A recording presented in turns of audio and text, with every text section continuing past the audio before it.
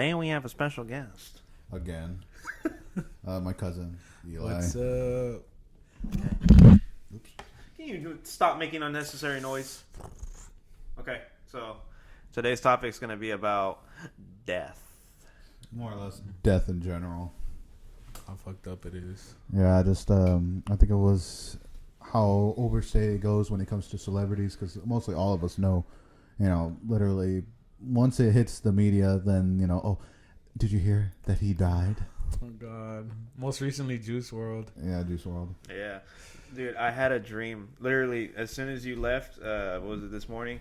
I was telling you earlier about until obviously the podcast. I had a dream. I was literally about to go to sleep, and then, like, for whatever reason, like, death itself was there to visit me, but it brought Juice WRLD. Like, Juice WRLD was in. It wasn't even a dream, man. I know for a fact I was not asleep. It's just the fact that, like, my mind's like, bam, let's think about this real quick. Yeah. And I'm like, why? Why? Oh my God, man. But at the same time, I don't know, it just felt weird. Like, I was thinking so I did think about it as much as I didn't want to. I was like, I guess. So I thought about it just for a little right before I went to sleep, and I was like, damn, dude, like, life is short. No matter, like, just who you are, just life is just so damn short. Like, he was younger than us, man. No, yeah. Yeah, he's younger than all of us. How old was he? Like, what, 21, 22? It's like 20, no? He was 20? Or I 21? don't know. He was young. He's younger than us. That's what I'm saying. Like, damn. It's crazy. And He it's- took the journey before us. And that's the thing. I was just thinking about it. I was all like, damn, dude, I can remember it's not even that long ago, but I couldn't imagine just leaving this world already at 21, That's crazy. I mean, you would have had to, like, just accomplish so much, or at least, like, felt accomplished from, Well, I mean, for me, just more to, or like, less when you're accept successful. that. Yeah. So that's another thing that hit me too, man. Like, when I was thinking about death, I obviously thought about my dad again. Yeah. And then, but, like, I think the reason why Juice WRLD was in, like, that quote-unquote dream, like I said, I don't think it was a dream. It's just something that popped in my head right before I went to sleep and kind of kept me up a little bit.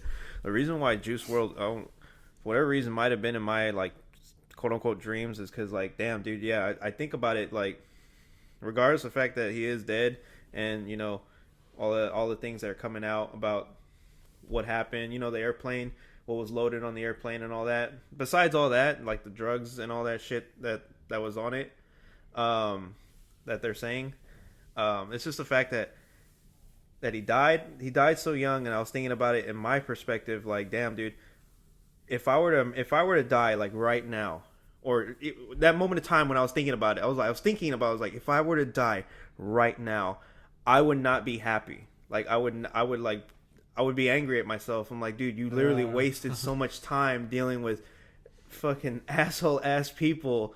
And we're not gonna mention them, but they're two individual that you're best friends with, Simeon. But I'm gonna fucking start swinging right now. They were in no way, shape, or form was I even associated with them. But you know what I'm saying? Like, so that's what I feel like. Like, when I was thinking about the death, Definitely. like, it was just like, damn, you're gone. That's it. No, nada. That's it. Zip. You're done. Hasta la chingada. For real. That's it. And I was all like, wow, dude, what have I done? And I was thinking about it, like, as much as I wanted, like, actually really do music as an actual, like, living, I was all like, it put things in perspective to me. So I'm like, dude, I need to actually start prioritizing more things in my life and at least start now, because it was a semi wake up call to, like, hey, I need to, like, put like some foot onto gears and start moving some shit around, like, on my life, like, start doing something, like, prioritize things and, like, realize that, dude, these are just, like, petty shit that I just need to drop or just need to, like, not focus on, and, like, rearrange my time and focus and energy onto bigger and better things. And I think it was just one of those things that I want to talk about today, because I was like, damn, dude, it just hit. That was when we're talking about death. That's what hit me. That's a main thing. I think, like, that's a positive of death, because, I mean, to see death in like any kind of light is very, like, odd, I would say, because everyone's like, it's unfair. I mean, well, it is, it's super unfair. It takes away, but also it takes away the people you love, people that you are barely trying to get to know. Exactly. Famous people takes everybody. Like in that other podcast, I was talking about that kid that I never got to apologize to for like, being a bully. But that's what brings value to your life. You know what I mean? Like, if there wasn't death, then like, how much time would you waste? If you know what I mean? Like, it's just like it did for you. It's prioritizing your life. Like, it's making you think that could be me, or like, you know, what if that's me tomorrow? Like, how can I make this better? You know, and then that's how you increase in your Productivity. Yeah, and your productivity and your quality of life. That's what you do. You know, it like reforms you almost. Yeah. Well, what do you think, Simon? I don't know. I know you don't think about death too often. Death of your enemies, but I really don't care at this point. To the death of my enemies. Death of my enemies. I will feel satisfied. No, but overall, when it comes to death, I don't cry as I used to when I was younger. I think it's because I saw it so often, and I saw a few people die in front of me. Like, there was one occasion where I was coming from work, and this was when I was doing scaffolding. Oh God! This was like a couple of years back. That's intense. And I saw a car accident happen right in front of me, and I just see this guy get launched right out of his fucking truck.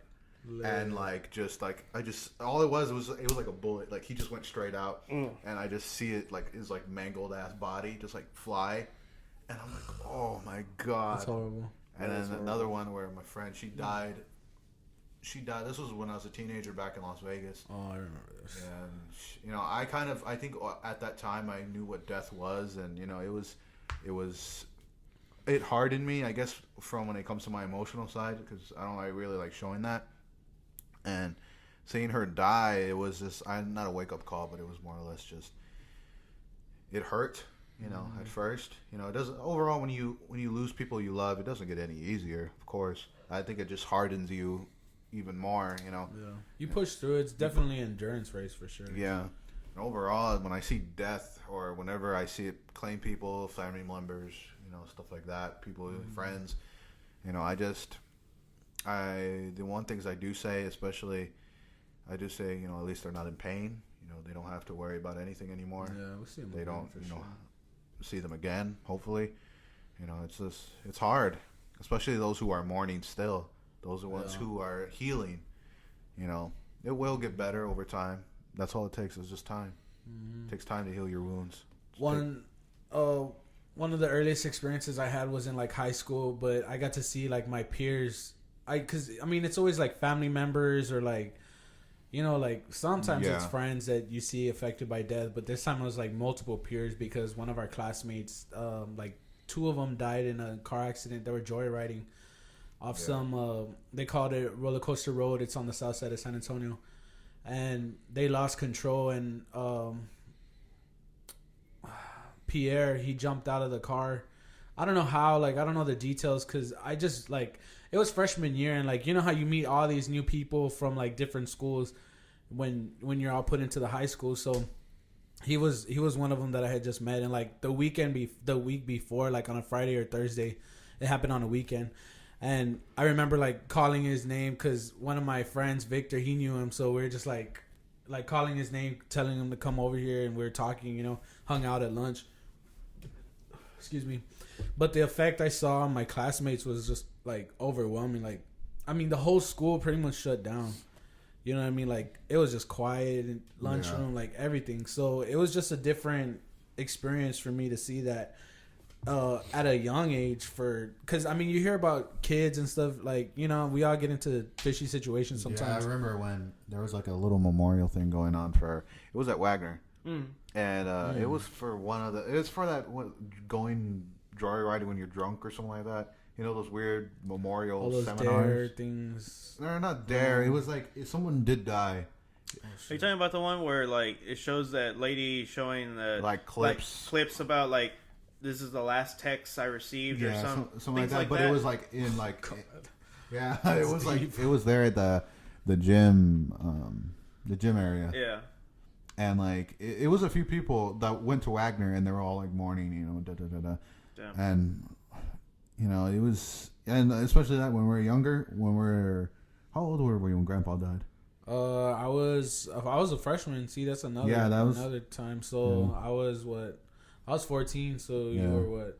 I was like 3 12, years, 11. 11, 12. Yeah.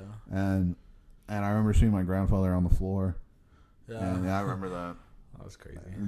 You're all laughing. I mean, I'm not laughing at it. It's just, it's crazy how, like, so what the thing was is that, like, he died in the house that they lived in. So they kept his corpse, like, in the living room so that everybody could, like, just, I guess, pay their respects, kind of. Like, it was just weird. Yeah, but they were waiting for the ambulance, which took forever. Was it that? Yeah. The ambulance was taking forever. Because I know the ambulance was working on him when he died. And so he was there in the living room, like everyone was around his body. And like as soon as he walked in, you just felt this heavy ass like aura of like pain and suffering. You see all these loved ones, like people you love, is and like people you don't even crying know. their eyes out. I know. I knew everybody there. Yeah. I'm all thinking. You're like, really? Who do I remember? Who don't I remember? It was kind of graphic on it. Yeah, but for some reason I couldn't cry. I don't know why. When it comes to grandpa, Chloe took off. No, because fucking Tony, our cousin, Little Tony. he kind of pushed her, or not pushed her, but he like, in a sense, like he was still messing around, like he was acting like a kid.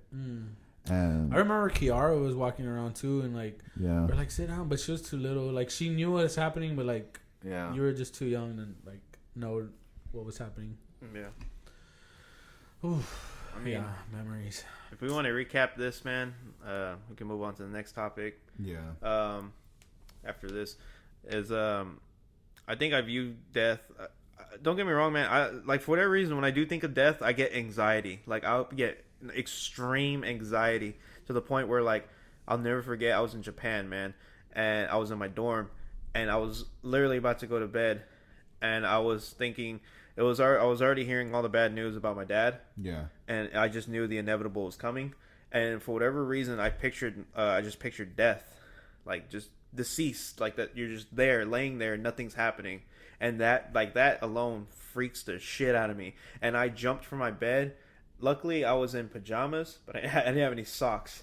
So I was just like how the way you are, just no socks, no shoes, no nothing. But luckily, I had a shirt. And my PJs, and I jumped out of bed screaming, and flew out of my room. And how the way those dorms work in Japan is you have like a living common, so you walk in, you have a living common area with your roommate who lives in a different basically a different bedroom, and you have the doors, they lock as soon as you close it, they lock instantly.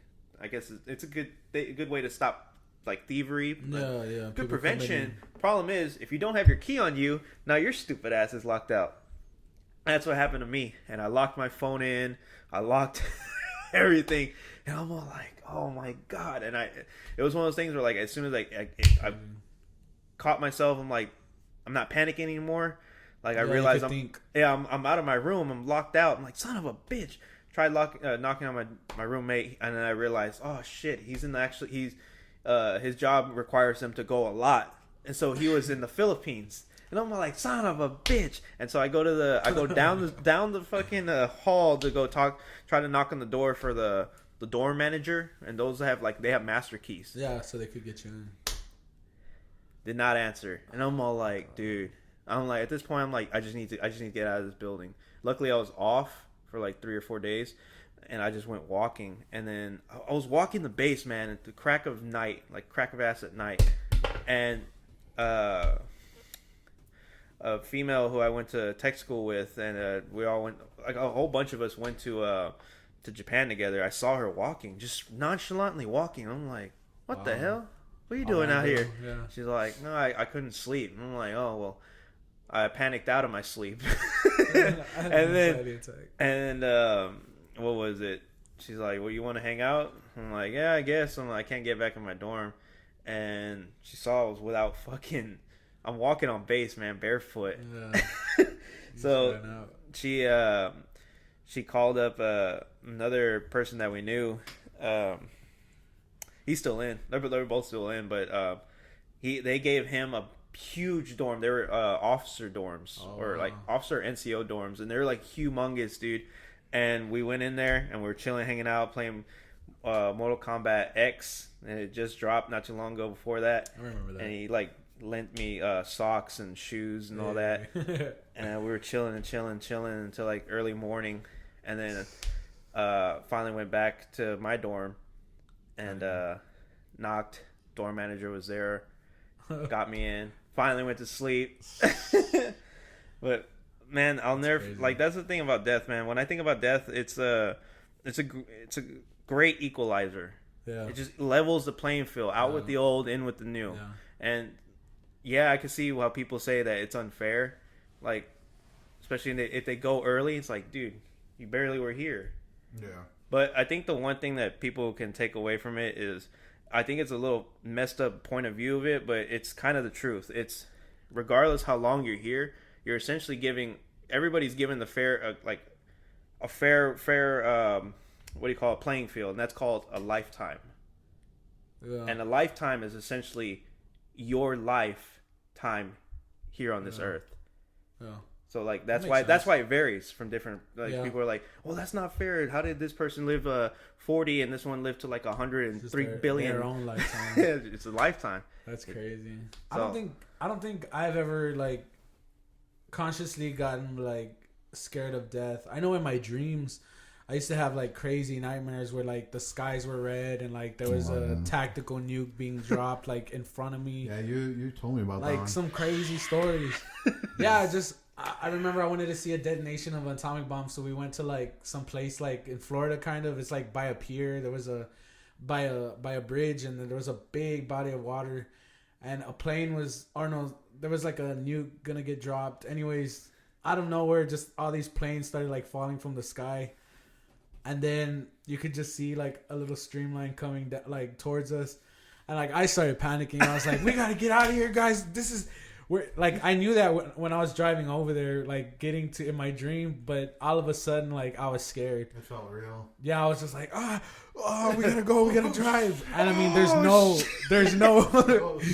no way that I'm gonna get like, there's no way I'm getting out of this. But then I just remembered I'm dreaming, so I was like, oh well, I'll wake up. Walks Just up a to the sense. nuke. Right? Dies. It's vaporized. Terminator style. I know. I just never felt that. Overall, death, it's just, it's not fair. It's more of like how they put it. It's like a thief in the night. You don't know when it's coming. Ain't that the truth? Yeah, And it doesn't you matter. I like that it affects everyone though. Like there's no amount of money or like There's no amount of money, no amount of power that you can escape. it's either way. Like you're a human. Like Yeah. you're a living creature. Like All these politicians. for real. How do you have think we money, stay though. in power? We can't allow us to die. How do you think we stay in power? Like the ones that you told me, man. Dude, like, I don't know, man. they need to. We can talk about that. We can talk about that We'll next. talk about that in the next podcast. So This has been an experience. If y'all like this video, but make sure to like, subscribe, comment, and share. and Most share. importantly, share. share. What do you tell us? What you think about death? Yeah, comment down below what your personal stories and Your what you view. actually think about death. This is us signing off. Have a great one.